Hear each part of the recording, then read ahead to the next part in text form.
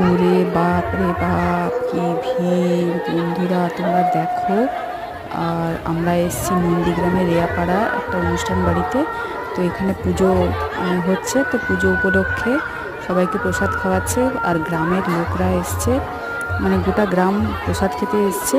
আর দেখো, কিছু লোক এখানে খাচ্ছে আর কিছু ওই যে লাইনে দাঁড়িয়ে আছে। সিরিয়াসলি প্রচণ্ড ভিড়, আমিও লাইনে দাঁড়িয়ে আছি। তো ভাবলাম ভিডিও করি, তোমাদেরকে দেখাই।